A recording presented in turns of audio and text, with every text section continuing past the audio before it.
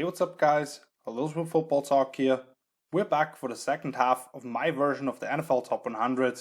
First off, I recorded this at the same time as numbers 100 to 51, so if there have been any opt-outs or injuries since then, they're not taken into account yet. I'll put numbers 100 to 51 on the screen here for you to look through again, whilst I set some of the parameters. I already talked about this in my first video. Unlike the players, I have the luxury of putting the list together in the off-season and being able to really take my time with this, rather than in November when there have been no playoffs yet. But once again, what's my criteria here?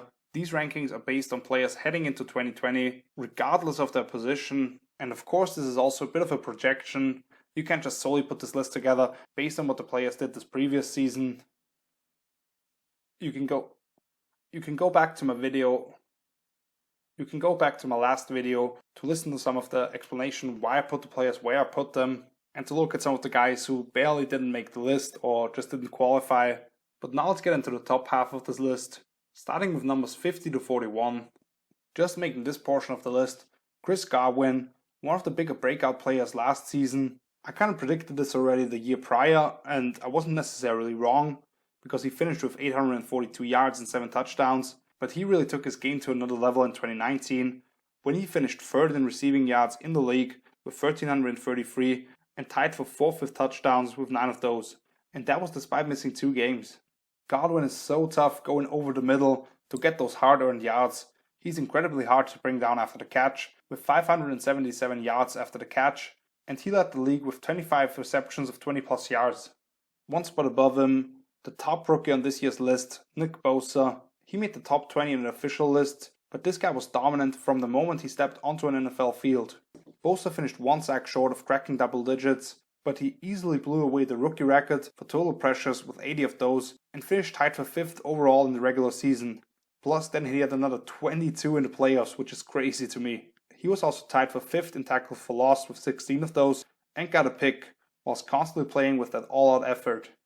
At 48, my number 2 ranked tackle, Lane Johnson, only played in 12 games last season, but he was tremendous in those, allowing just 1 sack and being called for holding once, despite facing some great pass rushers in the NFC East and the conference overall. He has the feet to seal the edges in the run game or work up to the second level as well as anybody in the league at that position. The one thing I actually learned from the official top 100 list is the fact that Tyrann Mathieu was actually named team MVP despite playing with arguably the best player in the league in Patrick Mahomes. As explosive as that Chiefs offense is, the difference for this team last season was how the Honey Badger helped turn his defense around and the energy he brought to the table.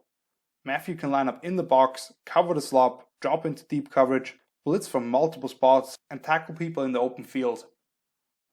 At number 46, another guy who makes his debut here, Za'Darius Smith, maybe the best edge rusher in all of football last season. Quietly really got the job done as a rotational piece in Baltimore before that, for a few years already, but then he got a big contract by the Packers, and he instantly became from a pretty nice player to one of the premier rushers in all of football. While he only finished 6th with 13.5 sacks, he led all players with 93 total pressures, and also had the 4th most tackles for loss at 17. I love the way Mike Patton moves him around all over the formation in Green Bay, and he just beat up offensive linemen last season. Next up, my lowest ranking yet since his rookie season, Odell Beckham Jr. I've never been a huge fan of the antics with him, but with the media constantly bashing on him, it's turned me into a fan of his. And I believe he will make all those haters shut up in 2020. OBJ was dealing with a foot injury all of last year, and you just saw an enormous amount of miscues between him and Baker Mayfield when it comes to breaking off routes or adjusting them on the fly. I think with another year in the system and being healthy, he will have a monster year because he's still one of those all-time talents. At 44, my top-ranked tackle, Ryan Ramczyk of the Saints. There's about 5 guys in that conversation, which I already talked about, with him, Lane Johnson, Ronnie Stanley, Mitchell Schwartz, and David Bakhtiari. But to me, Ramczyk right now earns that top spot because he might be the most complete of the bunch. More of a luxury pick 3 years ago for the Saints. Due to the injury to a stalwart they had there in Zach Strief, Ramczyk ended up sliding right in there at right tackle, and he has been outstanding for them ever since. Starting 47 of 48 career games, Ramczyk has improved every single season, earning first-team All-Pro honors last year when he didn't allow a single sack and did not have a holding call accepted against him past week 2.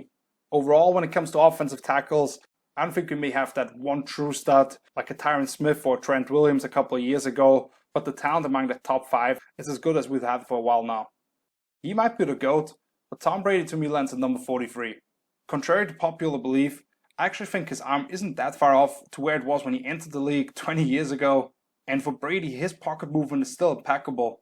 But what bothered me when watching him last year was he was a little reluctant standing in that pocket and taking those shots to deliver the big passes downfield. And that'll be an interesting match with Bruce Arians' offense, which is more built around the vertical passing attack. Just ahead of Brady, the guy they call Defoe, DeForest Buckner, one of the most talented defensive line we have in all of football. But what's the difference about him and some other guys that come into the league? He's improved his technique every single season, and among all the talent on the roster of the NFC champions, he was named team MVP for the San Francisco 49ers.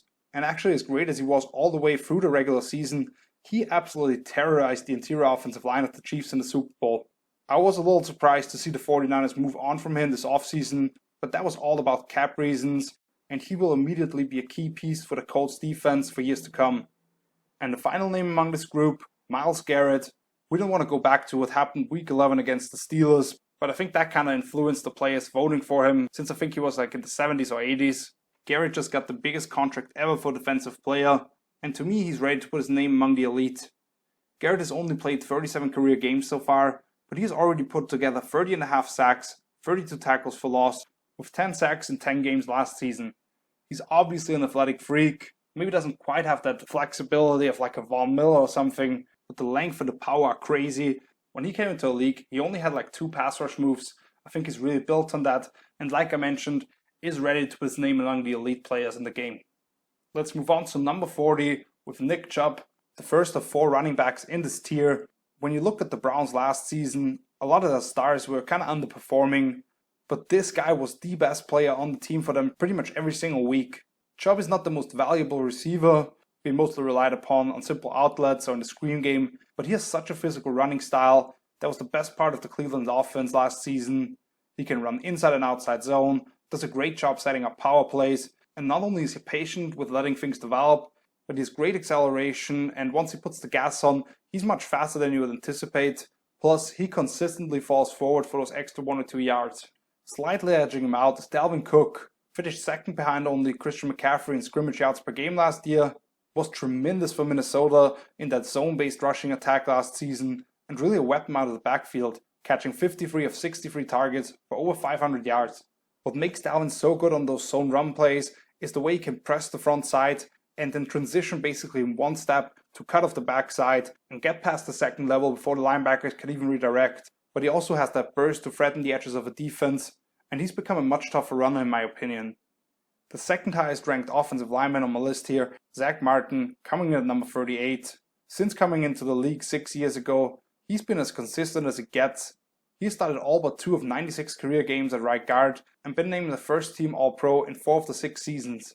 Over the course of his career so far, he's allowed just 8 total sacks and was flagged for holding just once last season and 4 times overall in the last 4 years.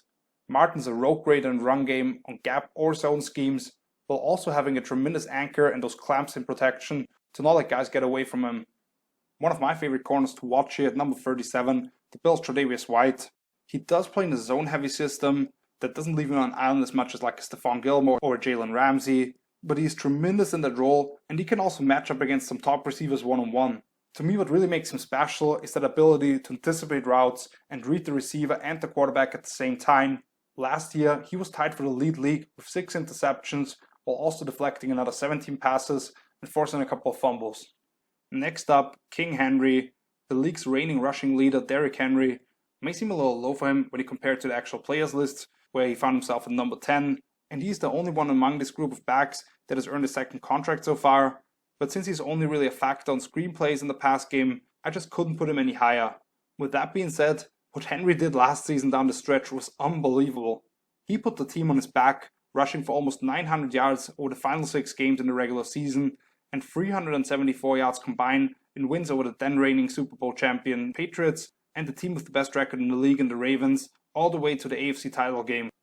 And the top back of this group, and my number 3 running back overall, I'm going to give it to Alvin Kamara.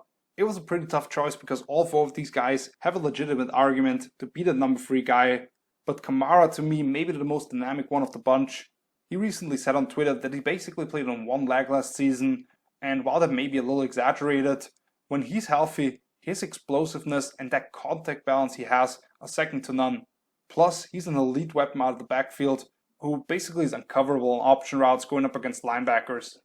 At 34, the biggest snub of them all to me, Eddie Jackson, one of the more highly underrated players overall in my opinion, but the fact that he didn't make the official list is still mind-blowing to me. Just a year ago, he was right up there among the premier defensive playmakers in the game. I know his takeaways went way down last year, but the entire Bears defense really took a step backwards. But go back to 2018. He came up with 8 takeaways and scored a league-high 3 defensive touchdowns. He's still one of the smartest and rangiest players on the back end we have in the game today and absolutely deserves a spot on this list. Just ahead of him, I have Big Mike, now only the second receiver in NFL history alongside Randy Moss to start his career with 6 consecutive 1,000-yard receiving seasons. You look at a guy at 6'5", 230 pounds, he gets in and out of his breaks better than pretty much anybody at his size, and he's much more of a vertical threat than people want to give him credit for, averaging 1 point yards more than Tyreek Hill actually at 17.5, to go with obviously dominating at the catch point and bullying defensive backs as a blocker. Let's move on to number 32, and I go back to NFL Network analyst Daniel Jeremiah. He said something pretty interesting recently when he tweeted out that if you put all players in a league-wide draft, Derwin James would be the top safety on every board. I'm not quite sure if that's the case, because to me Jamal Adams has done enough to earn that title as the best player at his position, and Derwin only played 5 games last season, but he will be a superstar for the Chargers who can do pretty much everything Jamal does in terms of stopping the run as a box defender or shooting up the alley, blitzing of multiple spots, and just being that positionless player while also having the range to basically play free safety if they wanted him to. And then to top the list, one of the most underrated guys on the actual players countdown, Marlon Humphrey. To me, there is no way you can give me 5 corners in the game that you can actually make an argument for that are better than this guy right now, and I actually have him at number 3. Humphrey's long and physical in press coverage, he can move into the slot, he's a hard hitter from that position, and he was like a magnet for the ball last year with 3 interceptions, 2 forced fumbles, and 3 recovered. Humphrey's only 24 years old and already near the top of football to me. Alright, we've reached the top 30, and at that 30th spot, a guy who's been on this list for several years now, JJ Watt. You see a couple of spots higher than him. I actually gave the slightest of edges to the Pittsburgh outside linebacker's brother TJ Watt. But for JJ, he certainly has the track record as one of the only 2 guys to be named Defensive Player of the Year 3 times in his career. But for him, injuries have really started taking a toll on him, and over the last 4 years, he has missed the equivalent of 2 full seasons. However, when he did play all 16 games in 2018, he still topped his little bro with 16 sacks and 18 tackles for loss. Last season, when he was healthy, he played at a very high level, and he miraculously returned to the playoffs to make a big impact against Buffalo in that crazy comeback victory. Okay, sorry, I lied. At number 29, Carson Wentz, actually the guy who I think is shameful that he didn't make the official top 100 list. I don't know, maybe it's about people still saying that Nick Foles won the Eagles that Super Bowl, or they just want to call Wentz injury prone. But let's not forget that this guy actually set up his team with home field advantage back in 2017 in an MVP level season. And for people saying that he's always out, Wentz has actually missed only 8 of 64 career regular season games. Last year, he really put this team on his back with practice squad players catching passes and both his tackles missing multiple weeks, and he still led them to a home playoff game. I have no idea how you cannot put this guy on the list. Alright, like I already mentioned, the younger TJ Watt really stepped out of the shadow of his brother last season when he finished top 5 in sacks with 14.5 and quarterback hits with 36 of those, while also leading the league with 8 fumbles forced and recovering another 4 to go along with a couple of picks. He finished behind only Stephon Gilmore and Chandler Jones in the hunt for his first Defensive Player of the Year trophy, and he will be a terror on Pittsburgh's ferocious defense for years to come. Alright, this Watt, followed by another quarterback here, Aaron Rodgers. We haven't quite seen him play at that elite level since 2016, when he led the league in touchdown passes with 40 of them, but he's still one of the best in the game in my opinion.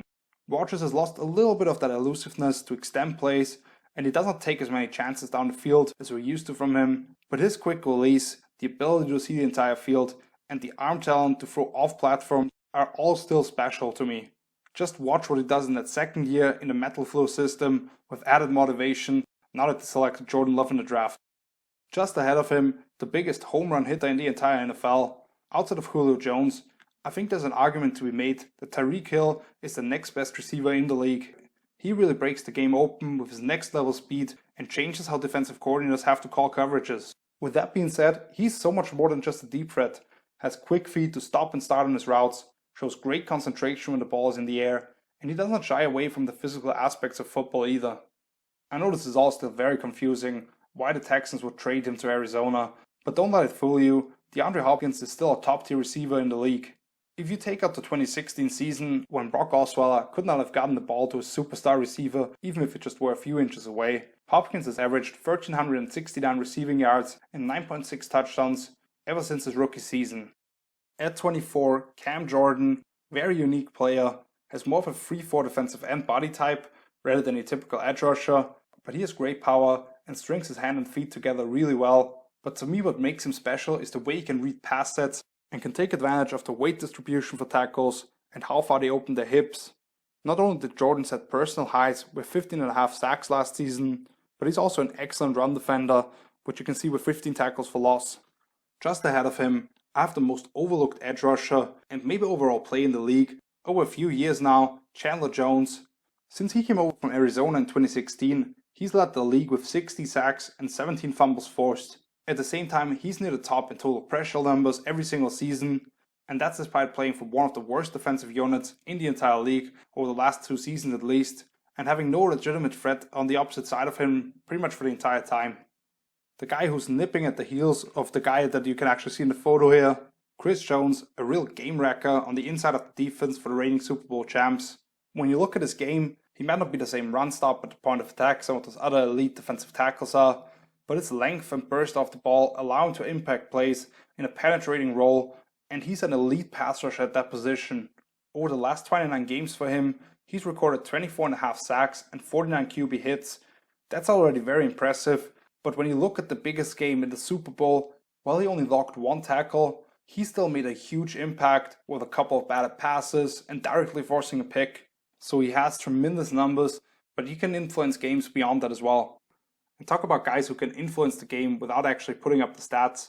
In a world without Aaron Donald, Fletcher Cox would be known as the best defensive tackle over the last decade. He has only reached double-digit sacks once in his career, and to be fair, he dipped a little last season, which he finishes just outside the top 20 for me, but the numbers will never tell the whole story of what kind of player he is. You look at Cox, has that quickness to shoot through gaps and show up in the backfield, but he can also bench press 330 pounders and toss them to the side whenever he needs to. You just need to go back and watch him destroy the interior offensive line of the Seahawks in the wildcard round game and almost single-handedly keep the Eagles in the game without Carson Wentz. Now let's look at the top 20. At the 20th spot, Travis Kelce. And if I told you that a player has caught 200 passes for 2,565 yards and 15 touchdowns over the last 2 seasons, you would say that's a great receiver, since that only ranks behind Julio, Mike Thomas, DeAndre Hopkins, and Mike Evans. But for Kelce to do it from the tight end position, and then even more impressively maybe, average 9 yards despite that high target share, that is absolutely ridiculous. Kelce is the premier flex receiving tight end who can be moved all over the formation and create problems for the defense. The top linebacker on the list, and by a fair margin, now that Luke Kuechly is retired, Bobby Wagner has established himself as the clear choice. He displays great range and has to cover a lot of ground just with how much base personnel the Hawks run and the positions that they put him in. Wagner is also a very secure tackle who led the league in takedowns for the 2nd time in his career last season. The year before that, he missed just 1 attempt on the season. When people just look at the tackles, what doesn't get enough attention is his football IQ and the process behind him getting to the ball in the first place. At number 18, one of the more controversial picks here, with other guys at the receiver position deserving some consideration here. To me, Davante Adams right now is the 3rd best receiver in the game. He came up just 3 yards short of cracking the 1,000-yard mark due to missing 4 games and dealing with a banged-up toe. But in the game he got hurt, he absolutely torched the Eagles, and he came up big in 2 playoff games with 300 combined yards and 2 touchdowns for the playoffs. Adams to me has the best releases in the game, as well as beautiful setting up his routes with head nods and body language to go with tremendous body control. So he was like 50-60 spots too low for me. The highest debut for this year, Minkah Fitzpatrick at number 17. After coming over from Miami early on last season in a trade, He completely turned around the Steelers' defense by bringing the secondary together and became one of the premier playmakers in the entire league. Fitzpatrick came up with 8 takeaways and scored 2 touchdowns himself, with both of them completely shifting the momentum in those respective games. While he's the most valuable, patrolling deep middle of the field, Minka also offers the versatility to play just about everywhere in the secondary. Just ahead of him, Deshaun Watson, just an absolute baller. And like his former college coach, Dabo Swinney, said when he came out of Clemson, he's been Michael Jordan-like in the big moments. Over the last 2 seasons, he's completed 67.8% of his passes for just over 4,000 yards on average and 52 touchdowns compared to 21 INTs over that stretch. More importantly, he gets the Texans out of some of the toughest situations and has led 5 game-winning drives in each of the last 2 years. When you watch him against the Bills, I don't think there's anybody else in the league, maybe Patrick Mahomes, that could have led his team back to victory in the wildcard game, especially that play in overtime where he was dead to rights with 2 guys coming right at him, just spins out of it, makes that big completion, and they win the game. Absolutely devastating for the Bills. At numbers 14 and 15, I have 2 guys that have been kind of linked in their careers, 2 of the top edge rushers in the game, Khalil Mack and Von Miller. Let's start with Von here. Had kind of a down year in 2019, didn't reach double-digit sacks for the first time since 2013 when he was put on IR mid-season, but I expect that to go back to normal with my help around him, Bradley Chubb coming back, Terrell Casey being out in the offseason. For Miller, his burst, the ability to bend at a crazy angle, and the smarts for the position will really create a lot of issues for offenses once again. And then you have Mack. When you look at what he's done in the last 5 years, since his rookie season, 49 sacks, 76 tackles for loss. He didn't quite live up to his lofty standards last season, but with that being said, he's still one of the most impactful guys coming off the edge when totally healthy. An elite run defender, routinely puts offensive tackle on skates when he puts his hands in their chest, and has a knack for getting the ball out, with 11 forced fumbles since 2018. At 13, the second highest wide receiver on this list, Michael Thomas set a new all-time record with 149 receptions last season, with 1,725 receiving yards. The crazy thing about all of this is the fact that he also led all receivers in catch percentage, meaning receptions on catchable targets, at 80.5%. And that's despite being really the only guy in the Saints offense that he could rely upon at that position on a weekly basis. Thomas is not nearly as dangerous after the catch or in vertical patterns as guys like Julio Jones or Tyreek Hill, but he's so physical and constantly comes through for them on third downs when the defense knows where the ball is going and he still somehow comes up with it. And then 2 more guys who are very close for me in the rankings, the top 2 running backs here. I have Christian McCaffrey at number 12, right behind Saquon Barkley.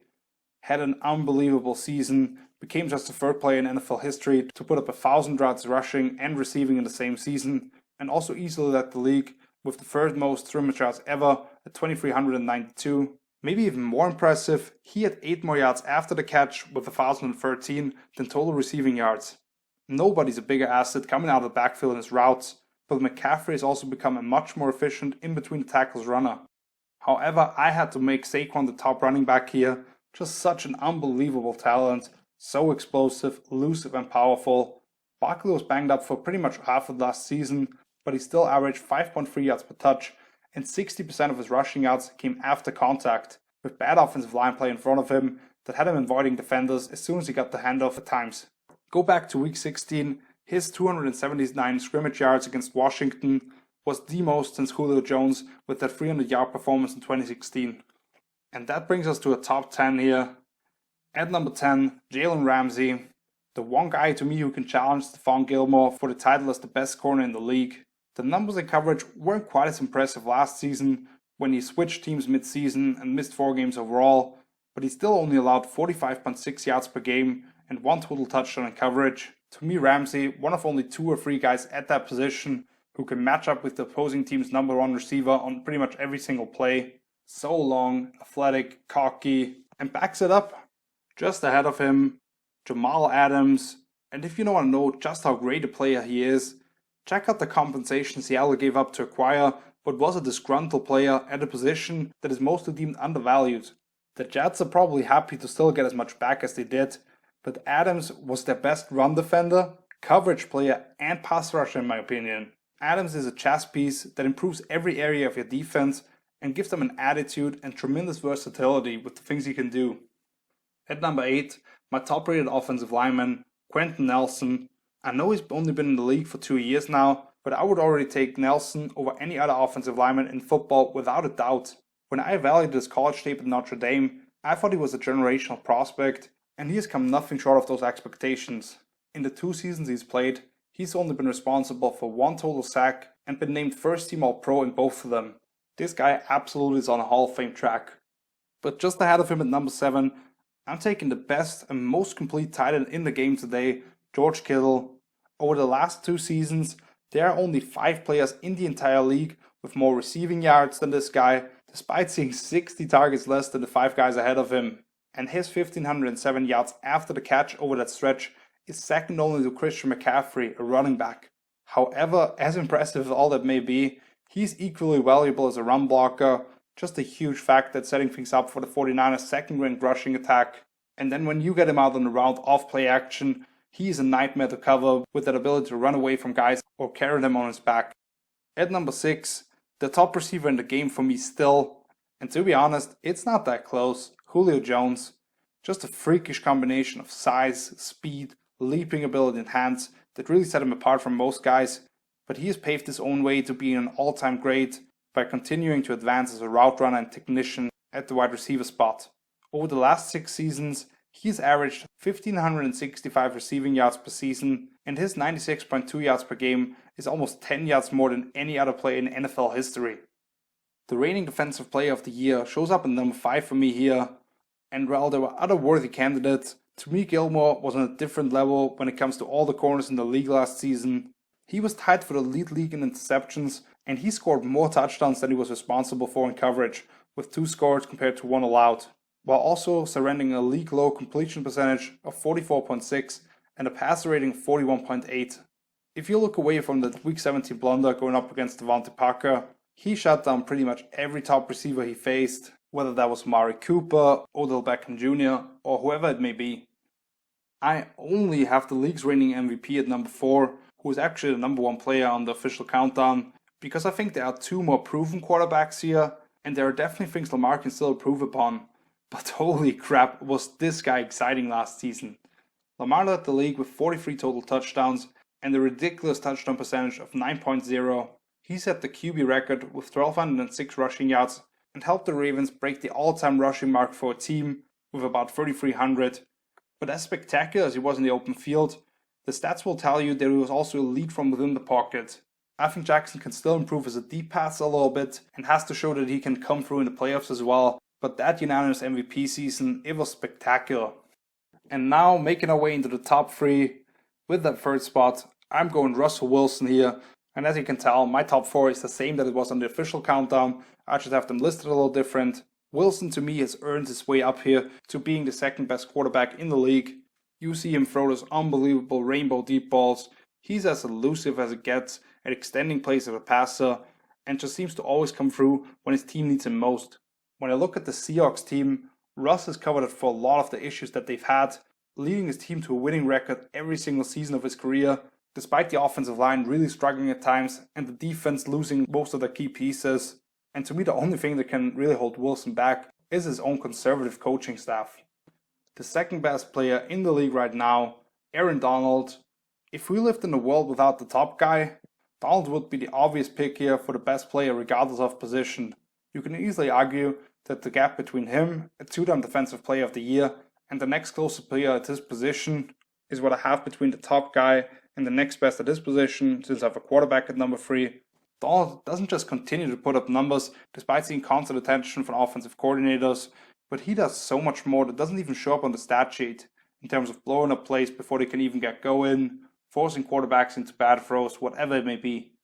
But now with the number 1 spot where he should have been all along, Patrick Mahomes, I don't know, what is there still to say about this guy? In just 2 years as a starter, he has become a league MVP and just led his team to 3 consecutive double-digit comebacks to get the Lombardi Trophy. Mahomes is the most talented player I have ever seen, and he will now have the Chiefs as a contender in the AFC for the next decade after signing the blockbuster deal. There are arguments to be made that Lamar deserved this, since he just came off that incredible MVP season, and we need to give Donald the credit he deserves, but you cannot tell me that there are 3 humans on Earth that are better at football than this guy. So Mahomes was number 1 last year, Mahomes is number 1 this year, and he could be at the top for me for the next 5 years at least. But that wraps things up here. Thank you so much for watching. If you enjoyed this video, please leave a like, subscribe to the channel, just share it with one friend today. Feel free to let me know what you think were some of the players who got snubbed, who was underrated, who was overrated. You can go back and watch numbers 100 to 51 or some of my other videos here, or go to my page huddersfieldfootballtalk.com. You can find all my social media linked down below. I will be back next week, just putting together all my fantasy rankings. Probably going to be putting out a video about some of the diamonds in the rough when I look at the ADPs compared to where I value them. And of course you can always let me know in the comments or on my social media some of the stuff that you're interested in. So until then, see you later. Peace.